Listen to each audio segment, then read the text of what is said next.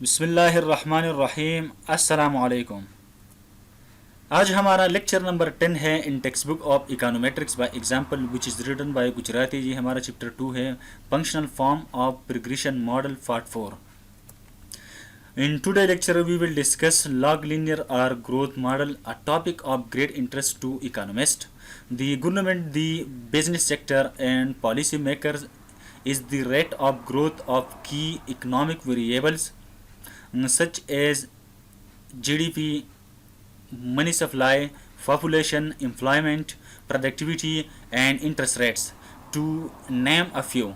To see how the growth rate of an economic variable can be measured, we proceed as follows.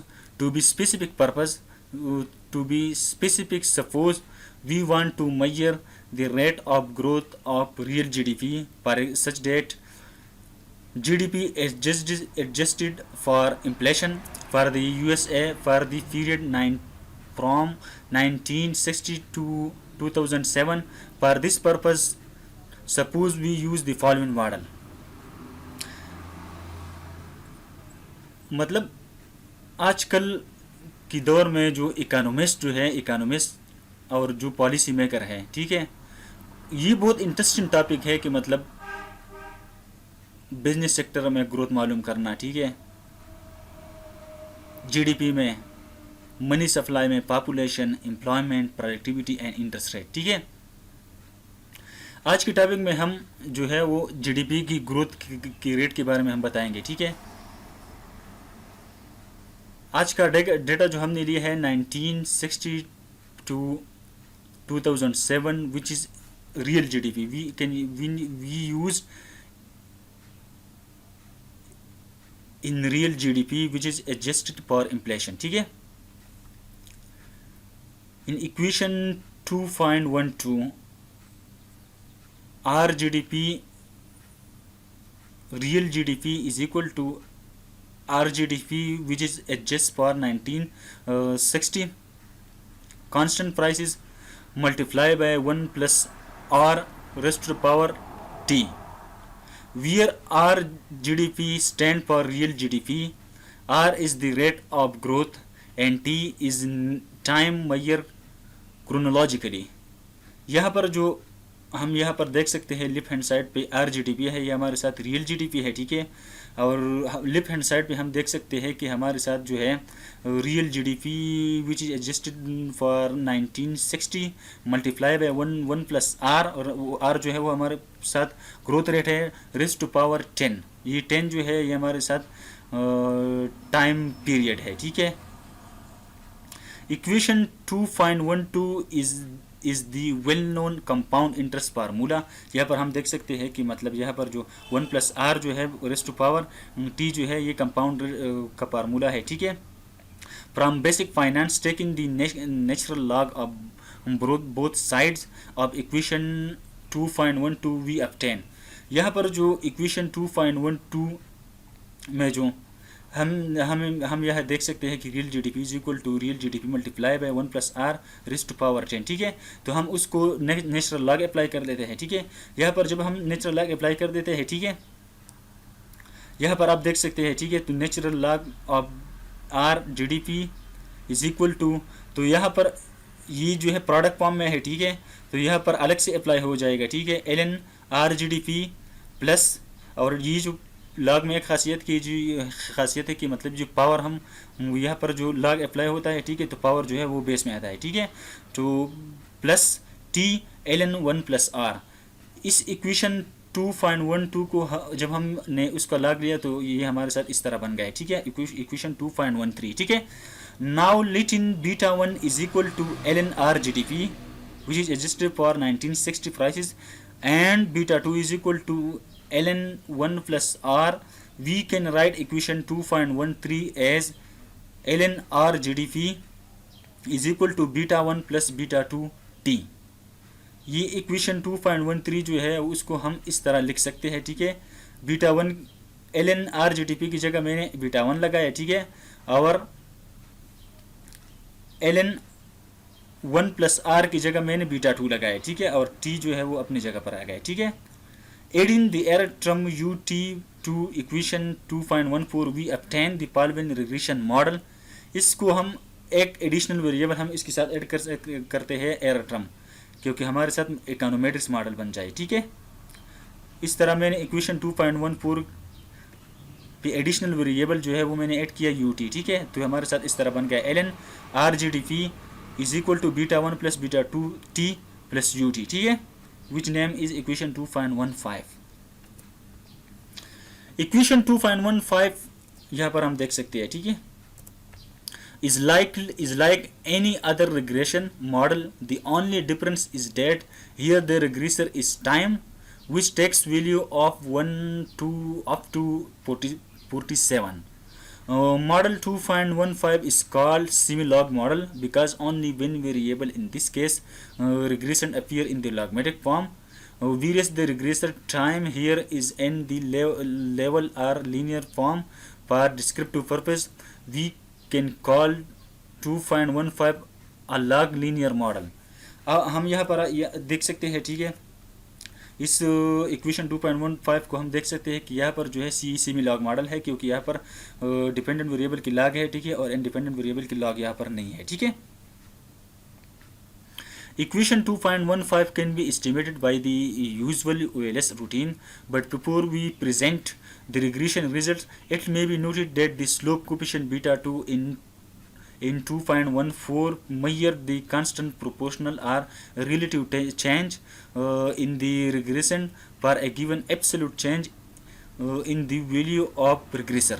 यहाँ पर हम देख सकते हैं जो इक्वेशन 1.4 में वो इक्वेशन 2.14 में है, यहाँ पर जो रिग्रेशन है ये हमें रिलेटिव चेंज के बारे में बताएगा। ठीक है, और यहाँ पर जो रिग्रेसर है, ठीक है, ये हमें एब्सोल्यूट चेंज के बारे में बताएगा। ठीक है, यहाँ पर मैंने लिखा है β2 is equal to relative change in regressand divide by absolute change in regressor, which name is equation 2.16. In practice, we multiply beta2 by 100 time to compute the percentage change or the growth rate. So time beta2 is also known as the semi-elasticity of the regression which respect to the regressor. ठीक है, यहाँ पर जो जब इस equation को जो है बीटा2 को मैं मल्टीप्लाई करूँगा 100 पे, ठीक है, तो ये हमारे साथ इलास्टिसिटी सेमी इलास्टिसिटी बन जाएगा। ठीक है, तो इसकी इंटरप्रिटेशन इस तरह होगी कि मतलब मैं कहूँगा कि मतलब one unit change one period change in T, ठीक है, to beta % change in GDP.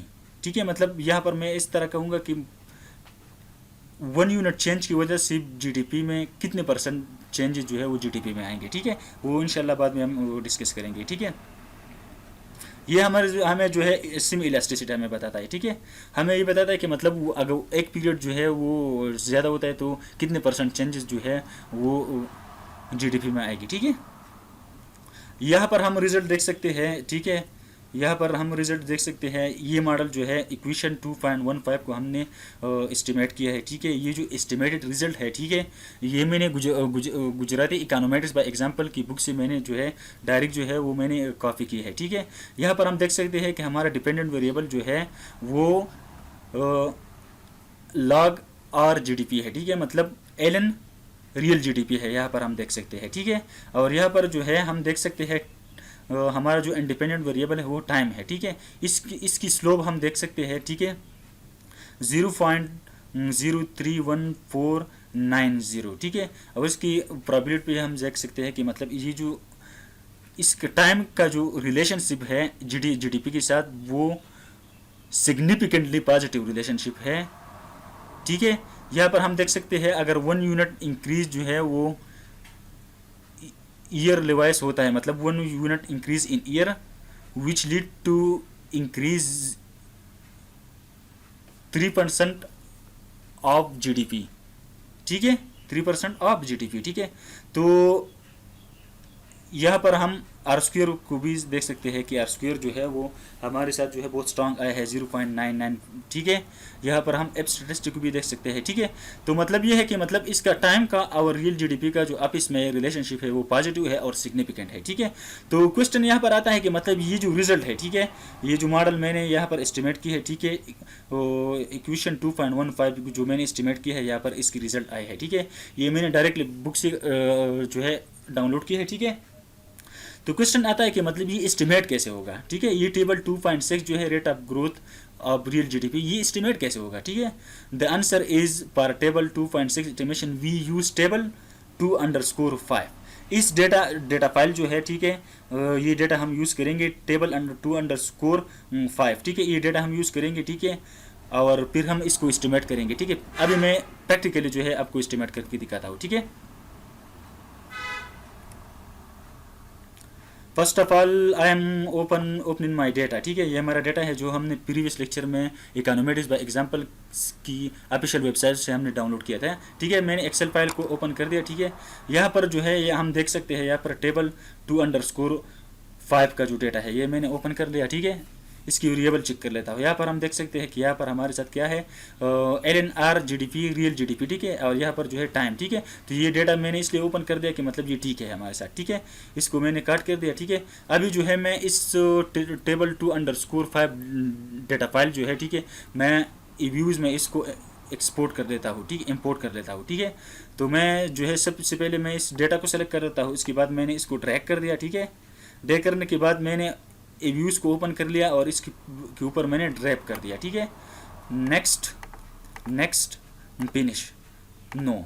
तो हम यहाँ पर देख सकते हैं कि हमारे साथ जो है वो वेरिएबल आ गया है। तो मतलब हमने सक्सेसफुली जो है अपना डेटा जो है एक्सेल फाइल से व्यूज़ में हमने इंपोर्ट कर दिया, ठीक है। तो अभी मैं इसको टेबल 2.6 को मैं अभी एस्टिमेट कर लेता हूँ, ठीक है। यहाँ पर मैं क्विक पे आ गया, ठीक है। क्विक करने के बाद मैं एस्टिमेट इक्वेशन पे आ गया, ठीक है। सबसे पहले आपने याद करने हैं कि यहाँ पर हमने अपना डिपेंडेंट वेरिएबल लिखनी है, ठीक है। हमारा डिपेंडेंट वेरिएबल जो है वो LNR GDP है, ठीक है। इसके बाद स्पेस लगाने हैं, फिर सीस लगाने हैं और फिर जो है दोबारा से स्पेस लगाने हैं और यहाँ पर इंडिपेंडेंट वेरिएबल में लिखना है। तो हमारा इंडिपेंडेंट वेरिएबल यहाँ पर जो है वो टाइम है, ठीक है। आई रिपीट, मतलब पहले अपने डिपेंडेंट वेरिएबल लिखने हैं, ठीक है। और डिपेंडेंट वेरिएबल हमारा जो है LN रियल GDP, ठीक है, ठीक है। इसके बाद स्पेस लगाने हैं, सी इसलिए लगाने हैं क्योंकि इंटरसेप्ट हमने लेना है, ठीक है। और टाइम, इसके बाद हमारा इंडिपेंडेंट वेरिएबल हमारा क्या है, टाइम है, ठीक है। तो मैंने इसको ओके कर दिया। तो हमारे साथ जो है वो सक्सेसफुल जो है वो व्यूज़ की आउटपुट यहाँ पर आए है, ठीक है। यहाँ पर हम देख सकते हैं कि इन दोनों की रिजल्ट जो है जो अभी मैंने एस्टिमेट कर दिया, ठीक है, इसकी रिजल्ट, ठीक है। और यहाँ पर जो टेबल 2.6 की जो रिजल्ट है ये सेम है। इसलिए सेम है क्योंकि इकोनॉमेटिक्स बाय एग्जांपल ने भी ये डाटा यूज़ की है, ठीक है, टेबल 2_5 और मैंने भी ये डाटा यूज़ किया है। इसकी रिजल्ट इसलिए सेम है, ठीक है। यहाँ पर हम देख सकते हैं, ठीक है, इसकी इक्वेशन हम देख सकते हैं, आर स्क्वायर को भी देख सकते हैं। इन दोनों की रिजल्ट जो है वो सेम है, ठीक है। Okay. Interpretation of the result. These results show that over the period of from 1960 to 2007, the USA real GDP had been increasing at the rate of 3.15% per year. इसका मतलब ये है कि मतलब जो हमने डेटा लिए है 1960 to 2007, मतलब ईयर वाइज जो है वो मतलब एडिशनल ईयर पे जो है वो यूएसए की जो जीडीपी है, ठीक है, वो 3% जो है वो इंक्रीज 3.15% जो है वो पर ईयर इंक्रीज हो रहा है, ठीक है। इसमें ग्रोथ जो है मतलब 3.15% जो है वो आता है, ठीक है। This growth rate is statistically significant, ठीक है। यहाँ पर हम देख सकते हैं स्टैटिस्टिकली सिग्निफिकेंट है, ठीक है।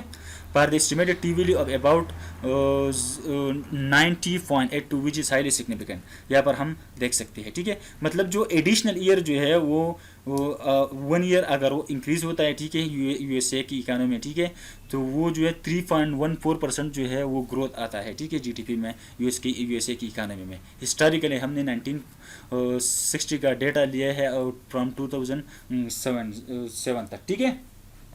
और इसकी रिजल्ट जो है वो हाईली सिग्निफिकेंट यहाँ पर आता है, ठीक है। What is the interpretation of the intercept, ठीक है।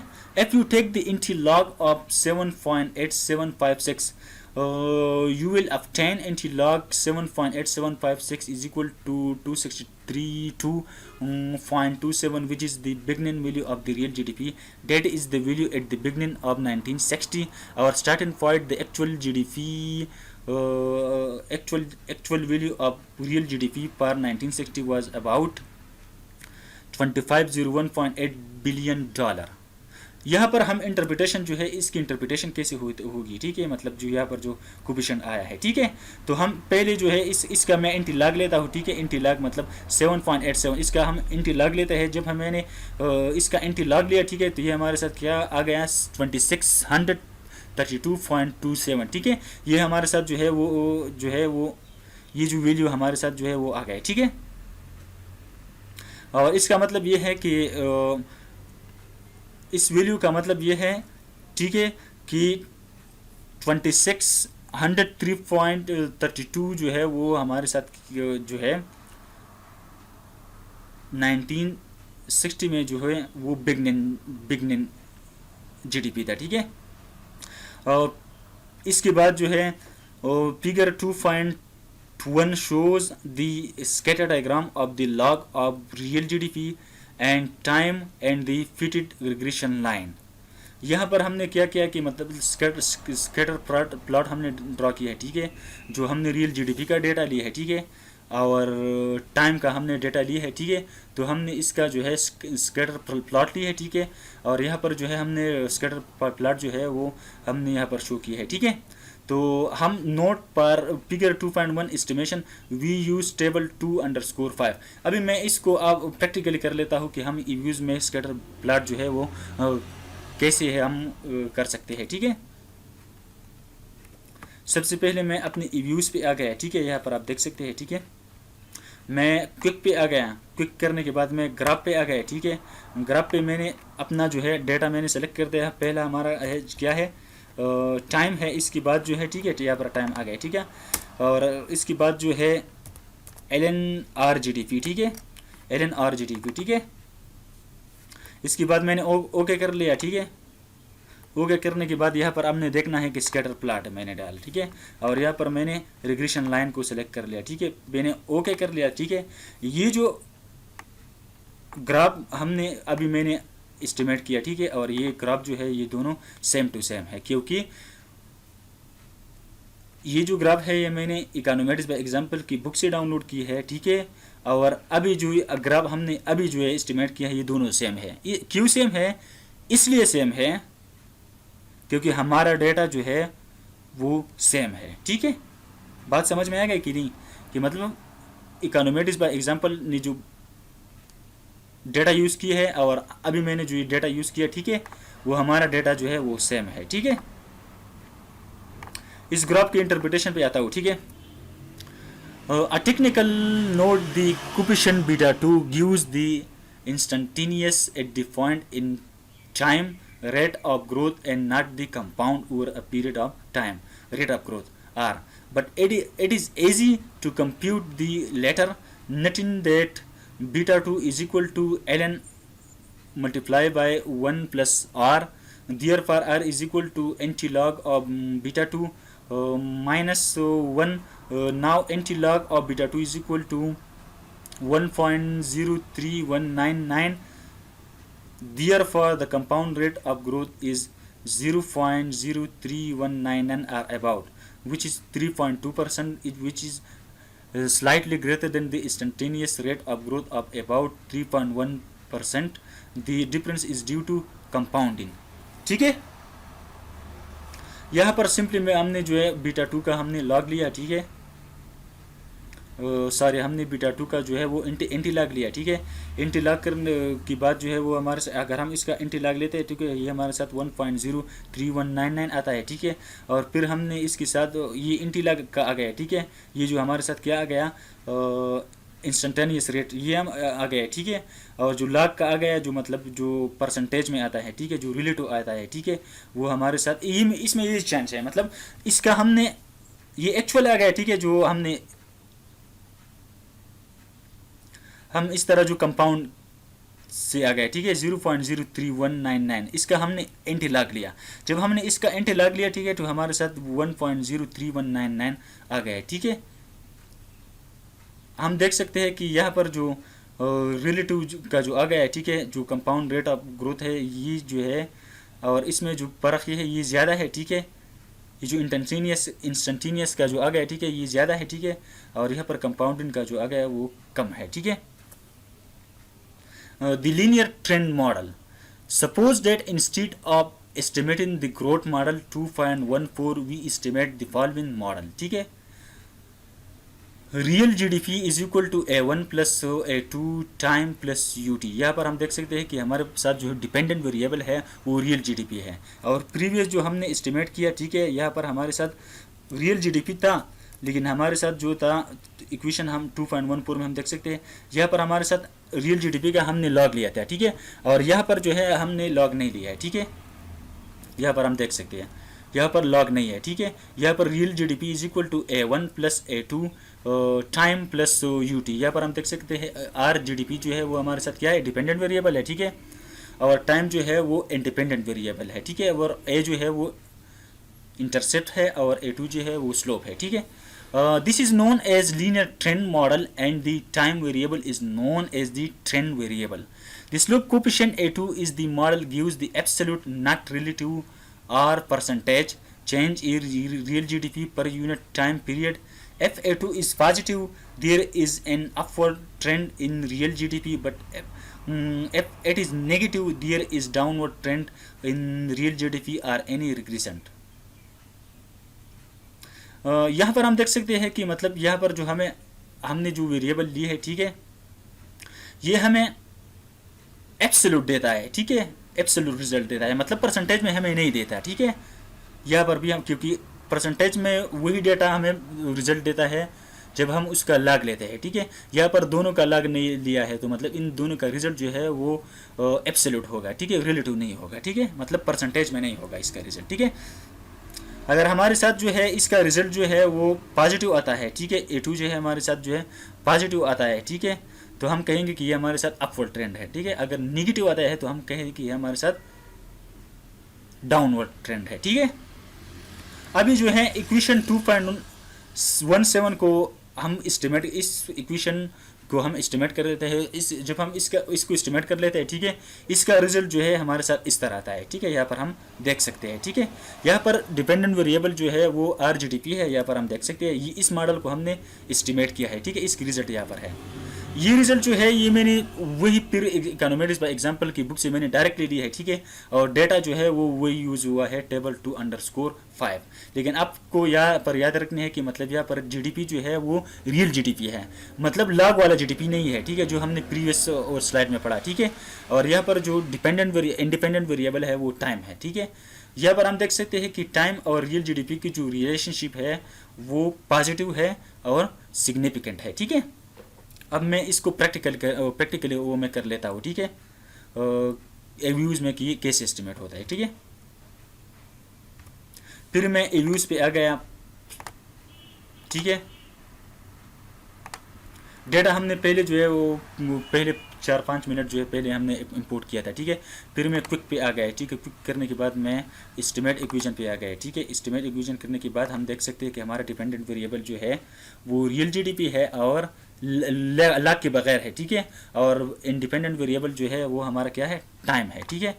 तो मैं यहाँ पर जो है वो रियल जीडीपी लगाऊंगा, ठीक है, RGDP यहाँ पर हम देख सकते हैं, ठीक है, स्पेस C और इसके बाद टाइम, ठीक है, टाइम की वेरिएबल। आई रिपीट, मतलब पहला मेरा डिपेंडेंट वेरिएबल जो है रियल जीडीपी है, ठीक है, इसके बाद मैंने C लगाया, C मैंने इस लगाया कि मतलब इंटरसेप्ट मुझे डालने हैं, ठीक है, और यहाँ पर मैंने इंडिपेंडेंट वेरिएबल लिखा, इसके बाद मैंने ओके कर लिया। ओके करने के बाद यहाँ पर हम रिजल्ट हमारा एस्टिमेट हो चुका है, ठीक है, 2.7 की जो टेबल में रिजल्ट आया है, ठीक है, 10 इन रियल जीडीपी, ठीक है। इन दोनों की रिजल्ट जो है सेम है क्योंकि सेम डेटा हमने यूज़ की है, ठीक है, इन दोनों की रिजल्ट सेम है, ठीक है, जो सेम डेटा हमने यूज़ की है, ठीक है। इसके इंटरप्रिटेशन पे आते हैं, ठीक है। Using the data given in table 2.5 we obtained the result in 2.27. These results show that over the period from 1960 to 2007, real GDP in the USA increased by about $1.187 billion per year, showing an upward trend, not a surprising finding. मतलब ये है कि पहले जो हमने table 2.7 में हमने estimate किया, ठीक है, और टेबल 2.5 में जो हमने जो जीडीपी की जो मॉडल है, ठीक है, वो हमने एस्टिमेट किया, ठीक है। तो हमने उधर देखा, उधर भी पॉजिटिव रिलेशनशिप यहाँ पर आ गया है, ठीक है, यहाँ पर आप देख सकते हैं, ठीक है। उधर भी हम देख सकते हैं कि टेबल 2.6 की जो आउटपुट है, इसका रिजल्ट, इसका रिलेशनशिप भी रियल जीडीपी के साथ जो है वो पॉजिटिव आ गया है, ठीक है। और इसका रिजल्ट जो है वो इसका भी रियल जीडीपी के साथ जो है पॉजिटिव आ गया है, ठीक है। लेकिन इन दोनों रिजल्ट में फ़र्क क्या है? फ़र्क ये है, ठीक है, कि ये दोनों जो ये जो रिजल्ट है, ठीक है, ये एब्सोल्यूट फॉर्म में है। ये भी एब्सोल्यूट चेंज हमें बताता है, ठीक है, और ये भी एब्सोल्यूट चेंज हमें बताता है, ठीक है। हम ये इसका इंटरप्रिटेशन हम इस तरह कर सकते हैं कि वन ईयर इंक्रीज, ठीक है, one unit increase in year which lead to real GDP $186 billion of the US economy, ठीक है। मतलब हम इस तरह ऐसा कह सकते हैं कि अगर वन पीरियड जो है वो ईयर ज़्यादा होता है, ठीक है, तो रियल जीडीपी जो है वो $186 बिलियन जो है वो यूएसए की इंक्रीज़ हो जाएगी, ठीक है। और इसकी इंटरप्रिटेशन में फ़र्क है कि मतलब अगर एडिशनल ईयर जो है वो ज़्यादा हो जाएगा तो रियल जीडीपी में 3.1% चेंज जो है इंक्रीज आ जाएगा, ठीक है। ये परसेंटेज में बताता है कि मतलब 3.14% जो ग्रोथ है उसमें आ जाएगा, ठीक है। और ये जो है वो हमें एब्सोल्यूट फॉर्म में बताता है कि मतलब $186 बिलियन जो है वो इंक्रीज आ जाएगा रियल जीडीपी में, ठीक है। यूजिंग द डेटा, यहाँ पर हम देख सकते हैं, हमने बताया, ठीक है। The choice between the growth model of 2.15 and the linear trend model of 2.17 is up to individual researcher. All thought for comparing real GDP across region और countries, it is a relative growth that may be more relevant. Note that since the dependent variable is in the log linear and linear trend model are not the same, it is not appropriate to compare the two or square value in determine which model to choose, but more on this in section 2.7। यहाँ की जो हम यहाँ पर हम देख सकते हैं कि टेबल 2.7 में इसकी जो रिजल्ट आए हैं, यहाँ पर हम देख सकते हैं कि यहाँ पर भी लॉग में हमने, ये भी लॉग में नहीं है, ठीक है, और ये जो टाइम है ये भी लॉग में नहीं है, ठीक है। इसकी रिजल्ट की जो इंटरप्रिटेशन है ये डिफरेंस होगी फ्रॉम टेबल 2.6 की, ठीक है। इसकी जो इंटरप्रिटेशन है हम यहाँ पर देख सकते हैं कि हमने यहाँ पर जीडीपी का जो डेटा लिया है वो हमने लॉग फॉर्म में लिया है, ठीक है, और यहाँ पर टाइम जो है वो हमने एक्चुअल लिया है, ठीक है। तो टेबल 2.6 और टेबल 2.7 की जो आउटपुट है, इन दोनों की जो डिफरेंसेस है वो डिफरेंस है, ठीक है। मतलब टेबल 2.7 की जो आउटपुट है, ठीक है, और टेबल 2.6 की जो आउटपुट में इसमें डिफरेंस है, ठीक है, क्योंकि ये हमें ग्रोथ बताता है, ठीक है, कि मतलब वन एक्स्ट्रा एडिशनल ईयर अगर आप इंक्रीज करोगे तो 3.1% जो है वो रियल जीडीपी में इंक्रीज आएगा, ठीक है। और ये हमें बताता है अगर एडिशनल ईयर आप इंक्रीज करोगे तो हमारे साथ $186 बिलियन जो है वो रियल जीडीपी में इंक्रीज आ जाएगा, ठीक है। वो हमें परसेंटेज में बताता है और ये हमें एब्सोल्यूट में बताता है, ठीक है। इसमें इन दोनों में ये डिफरेंस है। और इसकी जो कंपैरिजन हम करते हैं तो वो हम आर स्क्वायर की बेस पे हम नहीं कर सकते, ठीक है, वो हम RSS की बेस पे हम करेंगे इंशाल्लाह सेक्शन 2.7 में, ठीक है। Thanks for watching my video. Please subscribe to my YouTube channel. Thank you. Allah Hafiz.